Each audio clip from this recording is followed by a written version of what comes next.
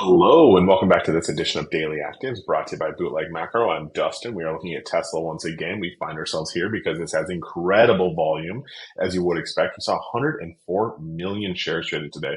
We were up 86 basis points. Over the past rolling 5 days, we are down 689 basis points, or down 6.89%, unfortunately for Tesla.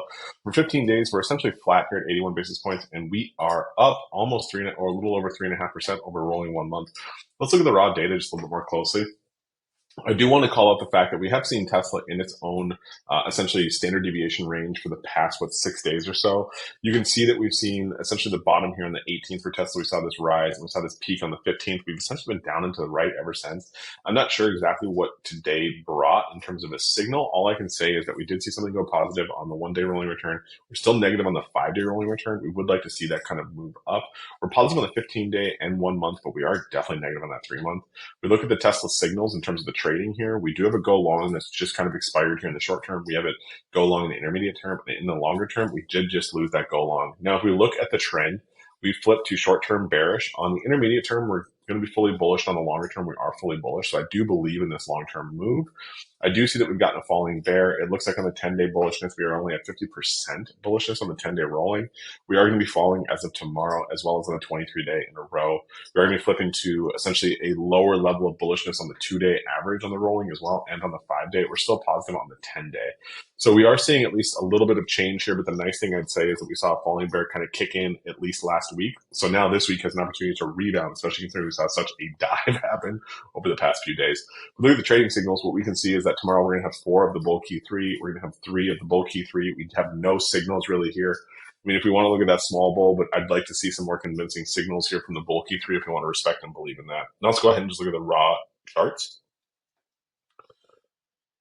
What we can see here, looking at the raw charts, essentially we have Tesla up and it's down, it's up and it's down, it's moving. We do need to see it break this level at that 270. I think that 270, 290, 280 in there, because we want to see Tesla, if we believe in the bullish case, we want to see it get over 300. 300 is a very important level for Tesla. That'll bring it back to the $1 trillion market cap.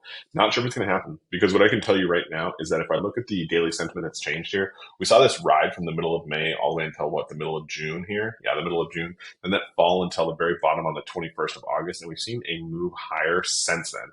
Now, we do look like we're kind of going to oscillate around this 50% level, and I say that because the black line, which is the 15-day moving average, has essentially gotten essentially to the 50% level, where you see that the bullishness is now back up above. It's at 53, 54%. That's good, but we would want to see it accelerate higher. We look at the volume. What's interesting to me and kind of concerning is that we haven't seen a real big volume spike recently. We've seen one that was massive. This was on the 11th. I imagine that if we go back and look at the raw data here, on the 11th here, this was a crazy day. This was up 10% on that day.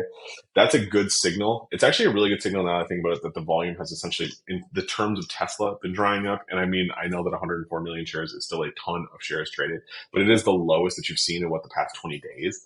So you're seeing essentially that as the price is starting to kind of we've hit kind of like a level where the volume is dried up. So you could definitely see demand come back in. This 235, this 245 level could definitely be what we consider to be some sort of support, depending on how the price acts from here. But we'd want to see that action, if we believe this is going to be bullish, happen very, very quickly from this level. If we're looking at the volatility, we can see that we are turning down on the volatility. I actually do believe that when the volatility is falling, like you see here in these previous times in August and then early September, or in the middle of June all the way through July and August, I do believe that this period of time that we're going into in October, or the end of September, going into October, since the last week of September, this falling volatility is a signal of when you're going to see the real trend come out. So we'd want to see the price moving higher. We look at the price correlation, we can see that the correlation is starting to rise as well. That's actually quite concerning that we're seeing the correlation rise. It is above that 15-day moving average of the price volatility correlation.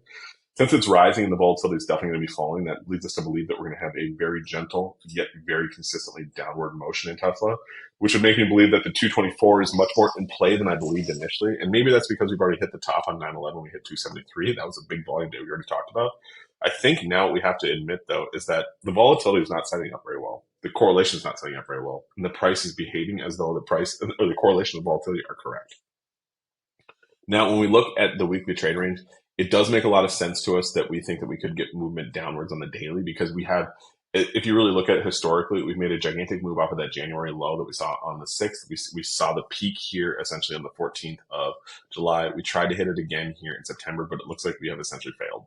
So unless we get a break back up above that 275, we close there on a weekly level, I'd say that we need to be looking at this as this is essentially downwards and to the right.